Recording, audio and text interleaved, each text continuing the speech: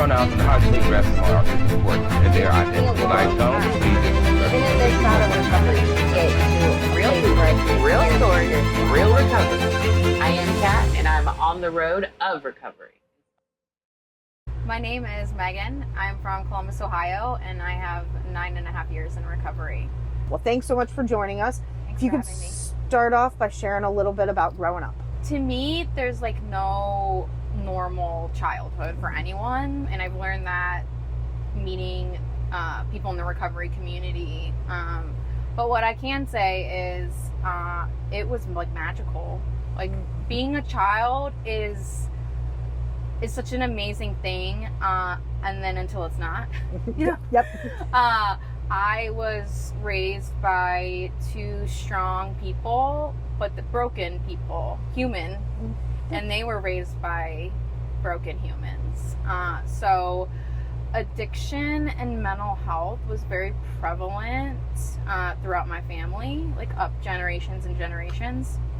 And that would impact me later in life. But as a kid, I mean, it was like bliss. Like I didn't know, I wasn't really like into adult affairs. But then once I started getting around the age of 6 or 7, that's when I started noticing like the world around me and the people around me are not as it seems. Like I feel like at a young age I was very intuitive, and maybe I was exposed to things early on that maybe some kids weren't.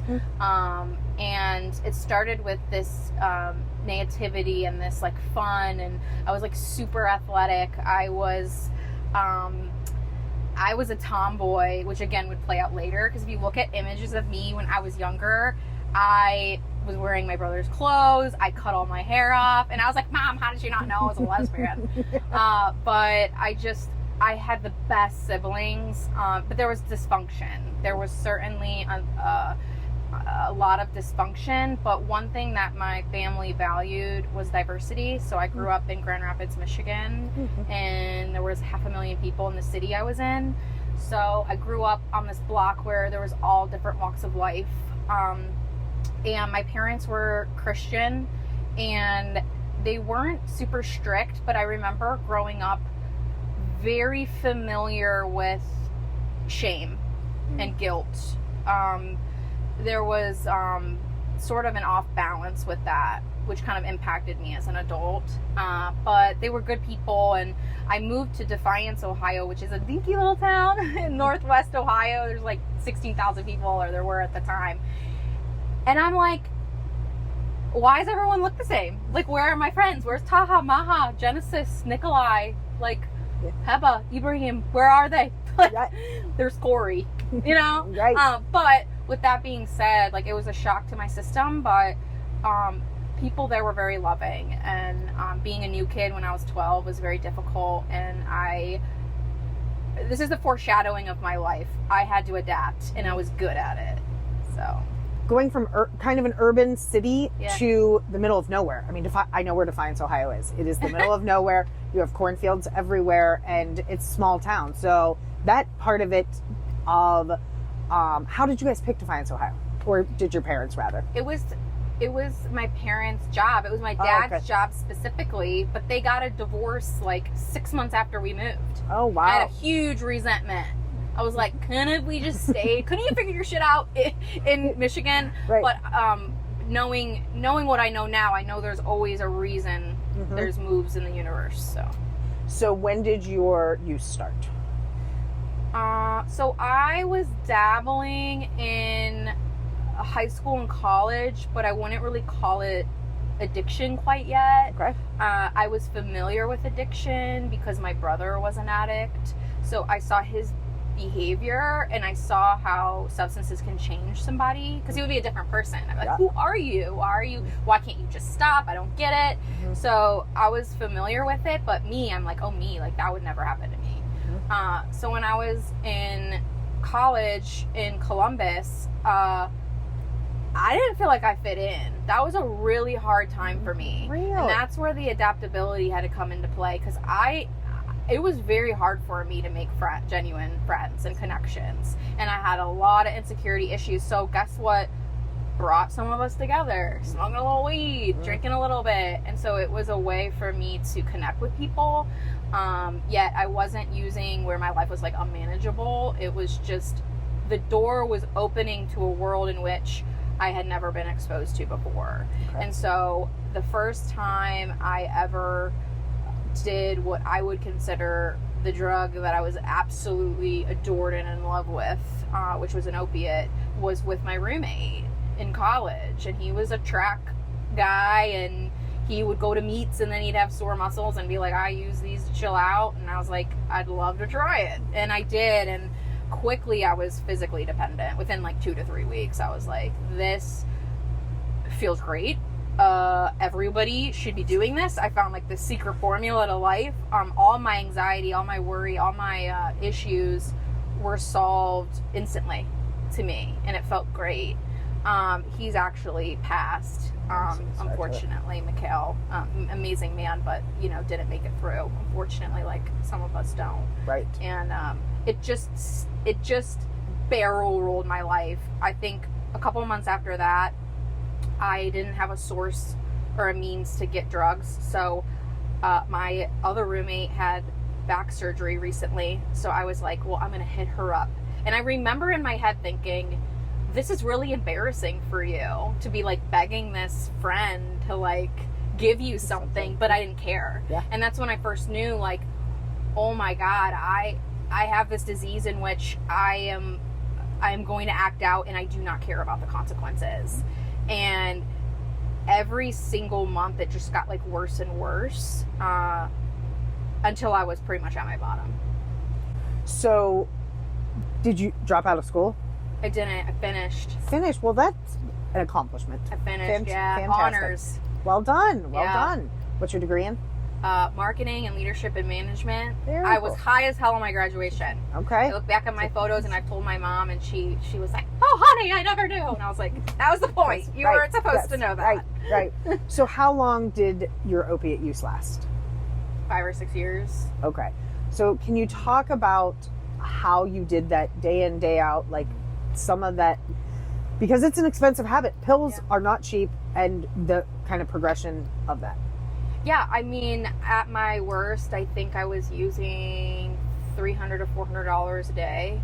I was still working, but my coworkers and my boss caught on to my antics and my behavior. They were concerned, and I always had an excuse for everything.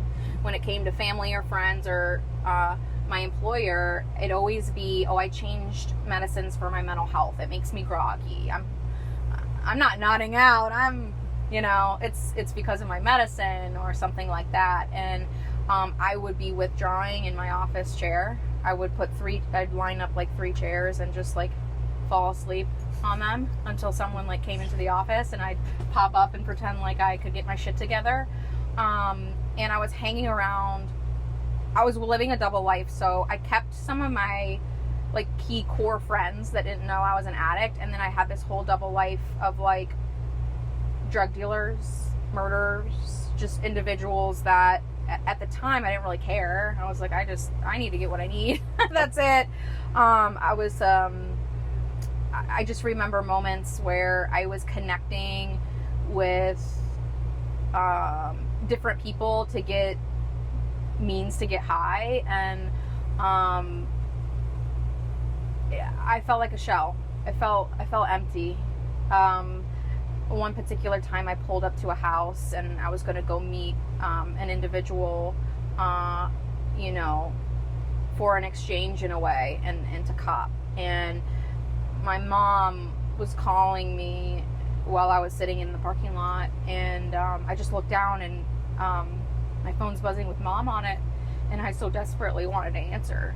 I get emotional just because it's just it brings me back to that moment of just like, what have I become? Who am I? Am I gonna go do this? And I felt like shackled. Like I felt like I didn't have a choice, and that I ignored the call and I continued in my pursuit. And the hardest part was I felt so alone. Like now I'm like looking around like, oh my God, there's all these people that know what it feels like. But in that moment, like when I was in it, I'm just like, I will die this way. I will absolutely die this way. And I tried to stop on my own once, and I had stopped for a couple weeks, and that was a big deal for me, a really big deal for me. And I went on vacation with my family in Colorado, and I started to get horrible stomach pains, and I'm like, this is not withdrawal. Like, I felt this before. Like, this is something else. And I'm in excruciating pain where my mom's like, let's take you in. So I go to the emergency room, and they're like, could you be pregnant? And I'm like, oh God, I don't know. But I'm like, they're asking me all these questions, and then they're doing all these tests, and it's my appendix, and they just put an IV into my arm, and the pain medicine goes in, and I was like, oh, old friend, there you are.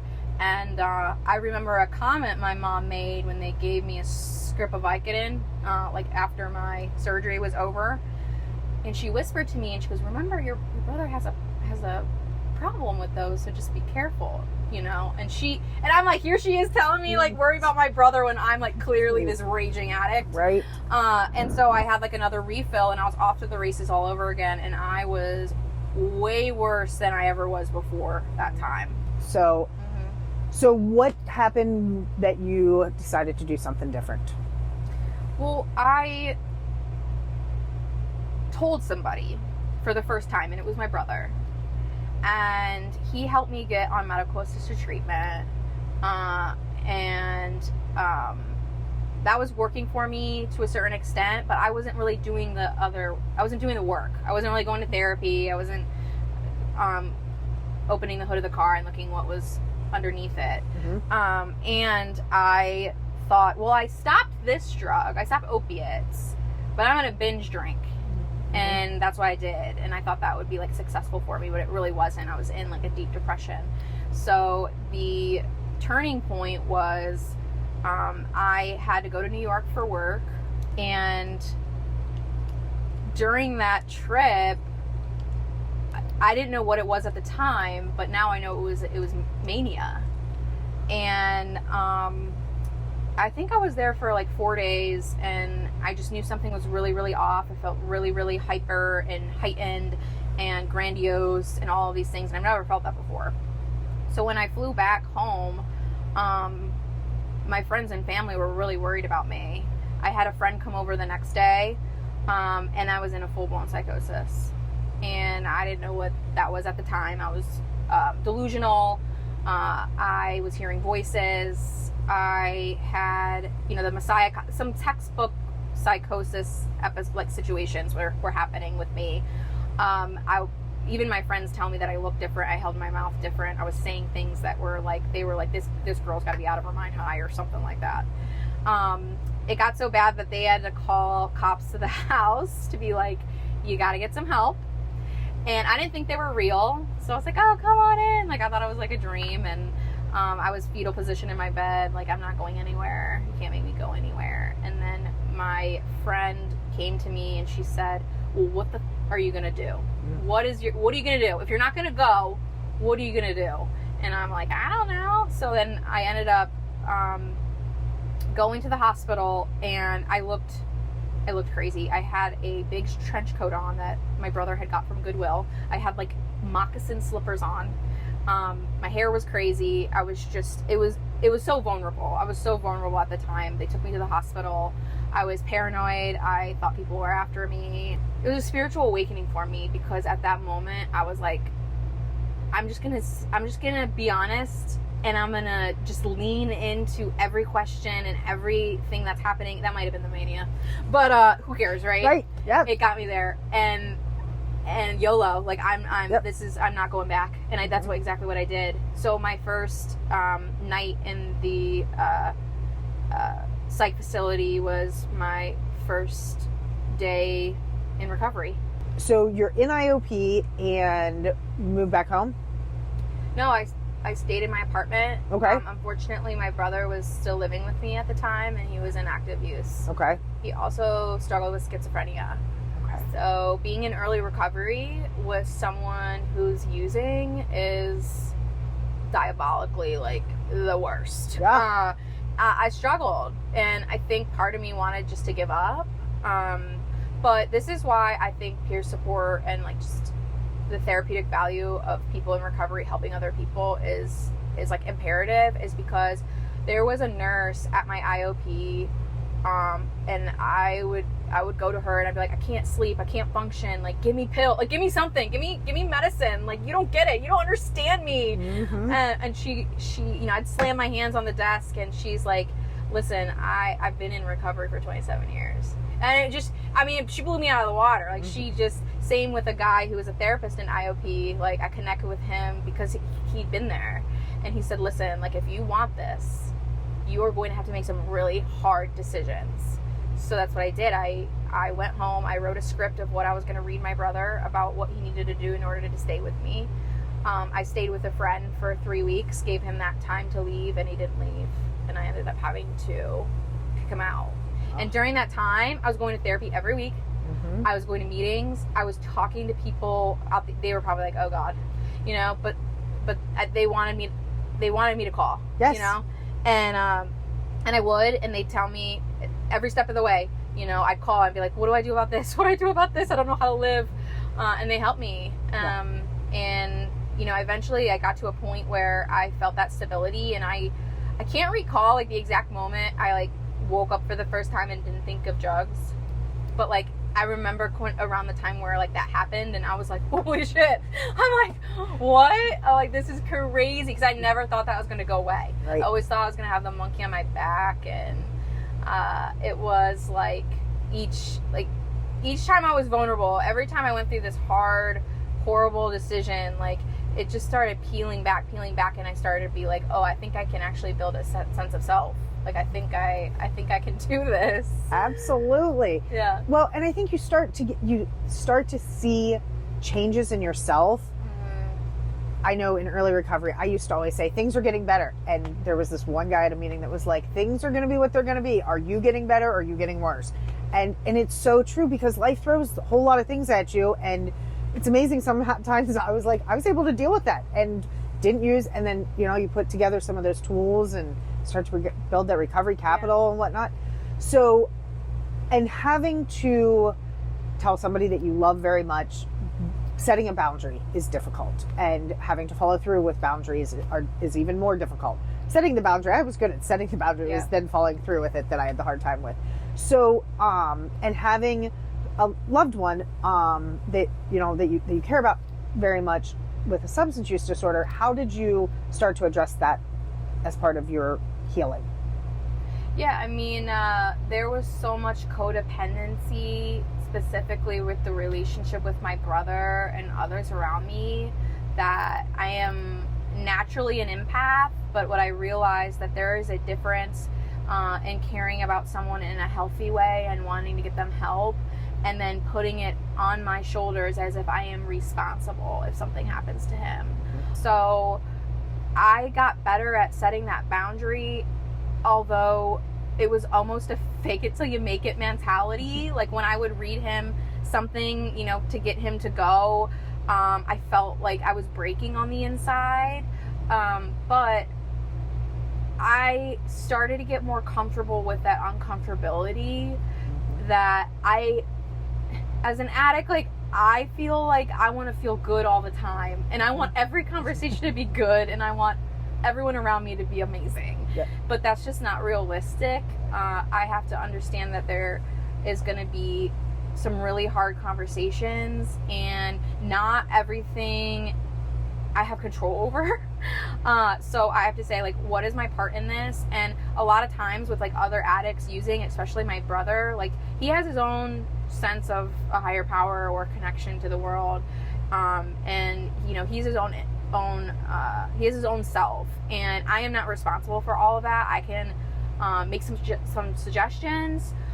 What I didn't do is throw my recovery in his face either and be like, when's the last time you were at a meeting? Like, I was open if he was ready. Yes. I'm a big believer that if he wanted the help, he would ask for the help, and I would be there. But I can't fix it. I can't control it, unfortunately. And that's tough. Yeah. Getting from 2 to 5 when they consider, being in long-term sobriety. What were some hurdles that you overcame and some accomplishments in that those first 5 years? Yeah, sure. So, speaking of the job that I stayed at when I was using was a huge trigger for me. I'd use in the bathroom every day. I had a toxic relationship with my boss and other people that worked there. It was very uncomfortable for me. But the pain of quitting and seeking a new opportunity seemed so much greater than just staying and being like, it's gonna be fine, it's gonna be fine. So that was a huge move for me, and I moved. I wanted something calmer. I needed a job that will allow me the opportunity to hone in on my recovery and like focus on my therapy and having time outside. I was between those years, like nature was my everything. I would go do step work in the woods. I would go on hikes. I would meditate. So in that process of my recovery, I started to self-reflect. I started to look at situations, look who I was, look what I wanted, kind of identify some of my defects and also the things that I have to offer the world. And I just realized like the adaptability piece of when I was younger. I was chameleon to anything that anyone wanted me to be. And so I had this inability to be myself and be authentic. So when I finally tapped into that, I felt so exposed. I was like, I'm so vulnerable. Like maybe this is wrong. Maybe I'm just like second guessing myself. But looking at, the reality, I was like, yeah, like I'm gay and I'm going to have conversations with people. And in particular, I was like, well, let me put it to the test. So I had a friend who I was attracted to, and we ended up kind of going out and spending some time together. And it was my best friend's best friend from Cleveland. Okay. And we hit it off, and I'm like, yes. It was like that moment where we kissed. I was like, now I understand what everyone's talking about. Because before I was like, oh, that's not a thing. Like, ugh. But I'm like, it's because it was never with the right type of person. And I'm like, oh my God, this is what people's talking about. Like, this is amazing. So then my best friend, I was like, ooh, this is going to be great. We're going to hang out. It's going to be fabulous. And my best friend was like, wait, you kissed my best friend and she will fall for you. And if you're not serious about this, you need to take a step back. Because you might be all fun and games for you, but it's not going to be fun and games for her. Right. So what I discovered is when in that stage of my recovery, I'm like, my friends are healthy now, so now I have to respect boundaries. I'm like, it's so much easier when you're using, because nobody has any boundaries about anything. Right. But now I'm like, oh, that makes sense. And because I was in a healthy place in my life, the first thoughts of like, do it anyway. Just act out, do what you want, get the instant gratification you deserve. You've been working really hard. That kind of all went out the window. I was like, okay, this makes sense. But it also like started my journey of like putting my toes in the water of like what really makes me happy. And I was leaning on people in recovery that have had similar experiences, because I got all the little comments of like, are you sure you haven't had the right guy yet? Why so late? And I'm like, who asked that? Right. But I opened up to my family and they were really receptive to it. And there's been some challenges, certainly, but that was a major turning point for me. Yeah. So you mentioned your wife and part of your support system, but marriage and whatnot. Can you talk about what it looks like to be in a healthy relationship, how you got to the place of being in a healthy relationship? Yeah, absolutely. So I just have to say, meeting my wife, it was not a healthy situation. She did not want to go out with me. And as a great addict as I was like, this is going to happen. I will control this situation. Right. Persistence was in her bowels. But we joke about it now. In fact, I actually had to let her go completely in order to actually cultivate a healthy relationship, which was a very huge thing for me. Is I can't control this. I'm going to back away, and what will happen will happen. And it happened. So we're opposites. She is very regimented, and I do like a routine, but like I'm pretty spontaneous, and I'm very self-centered. So when I want to do something, I want to do it when I want to do it on my terms, whenever I want. And I'm like, oh wait, that's not how you have a partnership. So we get in little tiffs. Like we got in a little tiff a few weeks ago. My plans had changed. Like I was delayed by a couple hours, And it upset her. And she voiced that she was upset. And of course, what did I do? I was like, what? I'm like, it's 2 hours. Like, why is it that big of a deal? Like, and you know, I didn't take the time to consider her feelings and her point of view. So what we do in a healthy relationship is we might have a little spat, but we always come back and then we give each other the time to share how we're feeling and really listen to what each other's saying. And then I will always ask the question, in this situation, what could I have done better? And then she might say something, or she might say, I don't know. And then I'll say, well, if I texted you and told you that I was running 2 hours late ahead of time, would that have made you feel better? And she would be like, yeah, that would have made me feel better. And so I think it's about finding that balance of, I don't always have to be right. That's a huge deal for me. And we can have open communication and dialogue, and we're on the same team. Like and there's things about me in working 12-step 2 that I've identified as things that I've carried with me my whole life that haven't served me anymore. And it's some of that defensiveness, you know, issues with intimacy has been a huge thing for me, and other things. But now that I have that awareness and can work on it, I think it makes me a better partner. Oh, absolutely. Yeah. What are your dreams for the future? Like, do you want to travel more? Do you have a place that you want to go? Or like, do you want to have your own business, or like whatever, some of those specifics? But so sometimes we say goals, dreams. So I'm just going to say, what are your dreams? But that's the type of stuff that I'm that I want you to talk about. So what are your dreams for the future? Okay, I am a creative mind, and I've always loved marketing and leadership. And my dream would be to have my own consulting company where I'm helping small businesses with like digital marketing, training, sales, hiring, and just be my own boss and just rock the world. And then I don't plan on having kids, but I want to just be the most awesome aunt ever. I want my niece and nephew, when they continue to grow up, I want them to come on visits. I want them to just have the best time and know that they're like so loved. And then I would love to have a podcast with my mom and my sister, which no one would probably listen to. But it would just be something fun to do with my family. They're both social workers, and I mean, they're brilliant and they're funny. And even if we just listen to it ourselves afterwards, that would be a time for me, for sure. Yes. I love it. Love it all. You know, we all have struggles. We all have times in our lives that things are hard. Do you have some like a message of hope or like words of wisdom that you kind of lean into or reflect back on, or sometimes people have Bible verses, something Sure. that, what are yours? Yeah, so it's actually on my body now. It's a quote by Adi Ashanti. It says, in the end, we will either retreat into self-protection or acknowledge the reality of sorrow and love anyway. And to me, this just means that I will be faced with adversity. I will be faced with death and with pain. And my MO is just to revert and say, stay away, leave me alone. I don't want to deal, but to be able to be brave enough to step out of the shadows and say, you know what, even in spite of adversity, I'm going to choose to love anyway. You know, so that's a big deal. Beautiful. For me. Thank you. Well, thank you so much for joining us. Yeah. Your story is incredible, and you tell it so well. When I don't see Even this, if there's not a recovery, get to real stories, real recovery. I am Kat, and I'm on the road of recovery.